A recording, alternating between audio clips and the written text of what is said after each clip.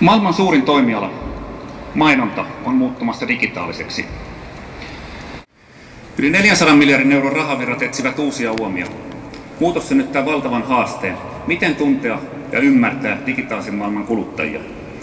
Nämä kun hyväksyvät vain mainonnan, joka on relevanttia ja mielenkiintoista. Google muutti maailmaa mainonnan kohdistamisella hakupalveluissa. Extract tekee samaa perustuen kuluttajien käyttäytymiseen ja sosiaalisiin verkostoihin, mikä on vielä suurempi mahdollisuus.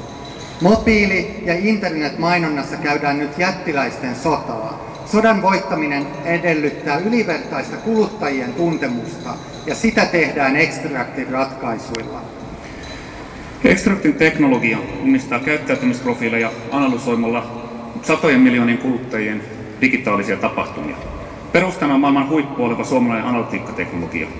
1/4 henkilöstöstämme on tohtoreita, meillä on lukuisia patenttihakemuksia ja satoja tieteellisiä julkaisuja algoritmeista, joista Piilaaksossa on kova kysyntä. Myymme tuotetta, joten bisnes on hyvin skaalautuvaa. Extract kasvaa nopeasti. Asiakkaitamme ovat muun muassa Vodafone, T-Mobile, Singtel ja Pohjoismaissa Telia, Sonera, Sanoma VS Oy ja Fonecta.